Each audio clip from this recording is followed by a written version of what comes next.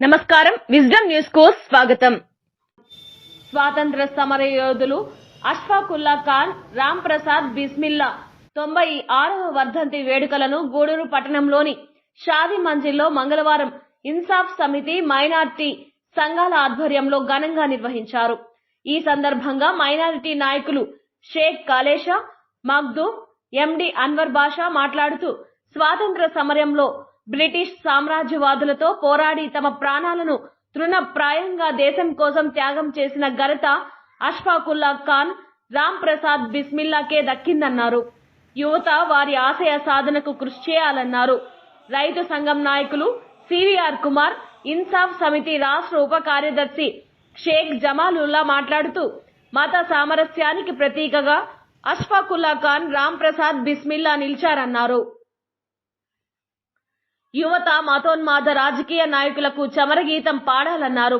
రానున్న ఎన్నికలలో లౌకిక పార్టీల పక్షాన నిలబడి పోరాడాలన్నారు. రామ్ ప్రసాద్ బిస్మిల్లా, అష్ఫాక్ ఉల్లా ఖాన్లకు అదే నిజమైన నివాళి అన్నారు.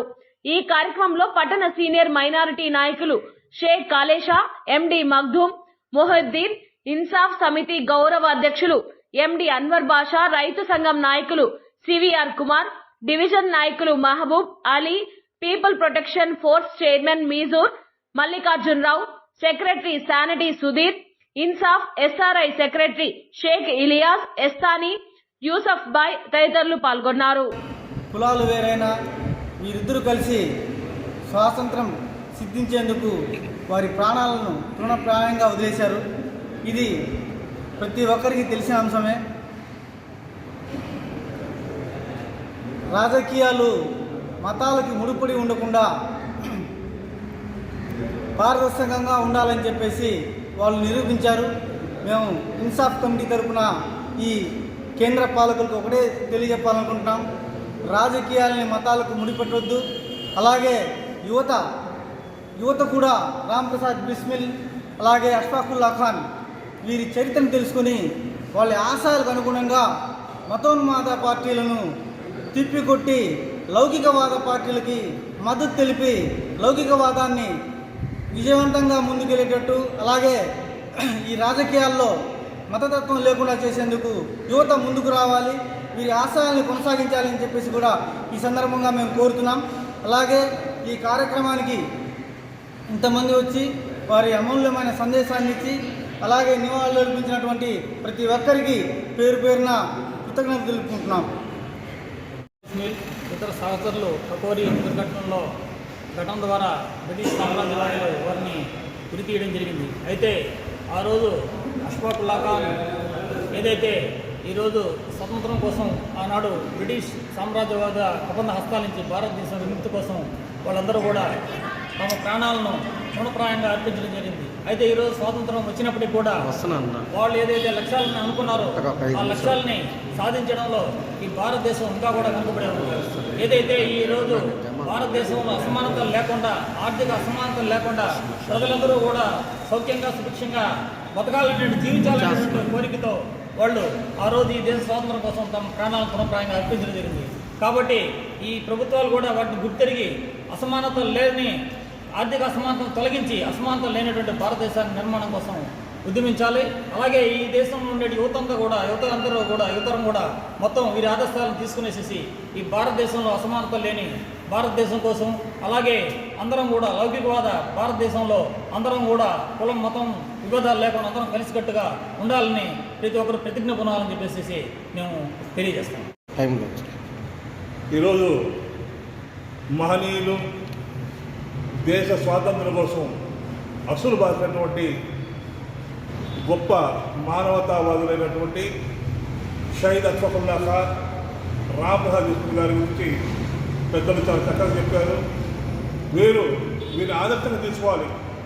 ఎందువల్లంటే దేశం పట్ల ప్రేమ, కుల మతాల తారతమ్యం అనేది లేకుండా వీరి స్నేహం ఎలాంటిదంటే ఆ రోజుల్లోనే ఒకరి కోసం ఒకరు ప్రాణత్యాగానికి నిర్వహించబడినటువంటి స్నేహం. పెద్దలు అన్వర్ భాయ్ గారు చెప్పినట్టు ఆ రోజు కాకోరి రైలు సంఘటనలో అష్ఫాక్ ఉల్లా ఖాన్ పట్టుబడరు, మిగతా వేరే యోధులు ఉన్నారు, వాళ్ళందరూ పట్టుబడతారు.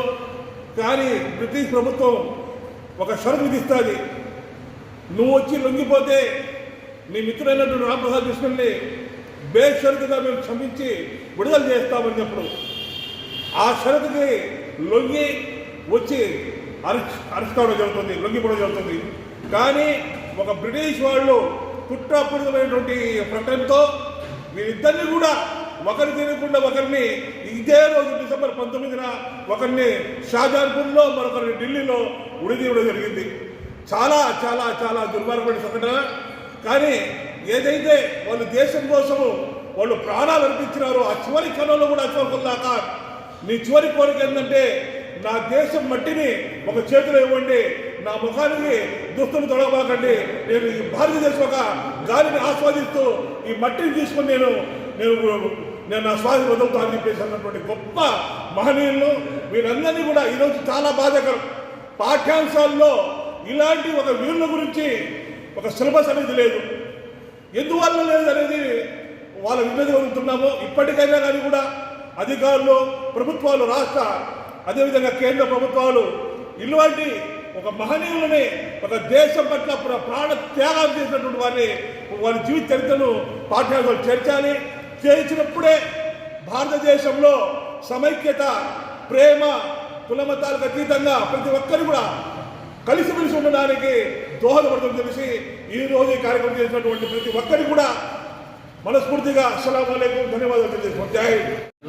అనేక వందల మంది, వేల మంది పాల్గొన్నప్పటికీ స్వాతంత్రం కోసం అనేక మంది జాతీయ పరంగా కానీ నిజాయితీ పరంగా కానీ పోరాటాలు జరుపుతారు.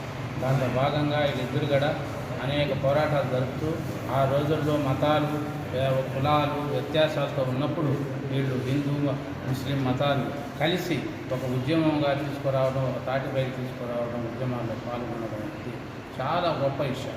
ఎందుకంటే ఈరోజు ఉండే పరిస్థితుల్లో మనం గమనించినప్పుడు రాజకీయాలే చెడిపోయి రాజకీయాల్లో చాలా కుట్రలు, కుతంత్రాలు ఈరోజు పరిస్థితులు ఉన్నాయి. ఇలాంటి పరిస్థితుల్లో ఆ రోజుల్లో 60-70 ఏళ్ల క్రితమే స్వాతంత్రం కోసం హిందూ ముస్లింలు ఐక్యత అయ్యి ఒకే గిన్నెలో తిని, ఒకే మంచం మీద పడుకొని, ఒకే దారిపైన నడవడం అనేది చాలా గొప్ప విషయం. అలాంటి ఆదర్శాలు ఈరోజు రావాల్సిన అవసరం ప్రజల్లో చాలా ఉంది. ఎందుకంటే ఈరోజు రాజకీయాలు కూడా అదే పరిస్థితులు ఉన్నాయి. కేంద్ర రాజకీయాలు, రాష్ట్ర రాజకీయాలు అన్నీ కులాన్ని, మతాన్ని, ప్రాంతాన్ని వాడుకొని అమరవీరుడు, స్వతంత్ర సమర పోరాట యోధుడు అష్ఫాకుల్లా ఖాన్ గారి వర్ధంతి.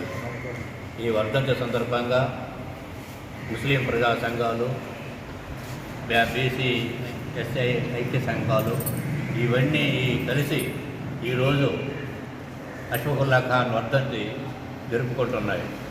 అష్ఫాకుల్లా ఖాన్ 1900 సంవత్సరంలో అక్టోబర్ 22న జన్మించి ఆ తర్వాత ఆయన విద్యాభ్యాసంలో ఆయనకి స్నేహితుడైనటువంటి రాంప్రసాద్ బిస్మిల్తో కలిసి స్వతంత్ర సమరం కోసం బ్రిటిష్ వాళ్ళతో పోరాటం జరిగింది.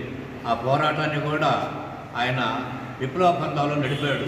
ఆ విప్లవ పంథాలో నడిపే క్రమంలోనే కకోరి రైలు స్టేషన్ ఘటనలో, అంటే అప్పుడు ప్రభుత్వ ఖజానాన్ని లూటీ చేసే క్రమంలో అష్ఫాకుల్లా ఖాన్, రాంప్రసాద్ బిస్మిల్ మొత్తం వ్యూహరచన చేసి అక్కడ మన ప్రభుత్వం యొక్క, బ్రిటిష్ ప్రభుత్వం యొక్క ఖజానాన్ని పలకొట్టడం జరిగింది. ఒక నమ్మక ద్రోహి వల్ల ఇద్దరు స్నేహితులు కూడా ఆ రోజు బ్రిటిష్ సైన్యం వాళ్ళని అరెస్ట్ చేయడం జరిగింది. ఆ తర్వాత అరెస్ట్ చేసిన తర్వాత 1925లో అరెస్ట్ చేసి నానా రకాలుగా ఇబ్బందులు పెట్టి అనేక జైళ్ళలో చెప్పి చివరికి ఏంటంటే 1927 డిసెంబర్ 19వ తేదీన అష్ఫాకుల్లా ఖాన్, రాంప్రసాద్ బిస్మిల్ గారిని వేరే జైళ్ళ నుంచి ఉరి చేయడం జరిగింది. అటువంటి మహాయోధులను ఈరోజు మనం స్మరించుకోవడం చాలా అదృష్టం. అదే కాకుండా ఈరోజు సమాజంలో ఉన్నటువంటి ఈ ఒక అసహన చరిత్ర జరుగుతుంది. ఎందుకంటే జాతుల పరంగా, కులాల పరంగా, మతాల పరంగా వేరువేరుగా చూసే ప్రయత్నం జరుగుతుంది.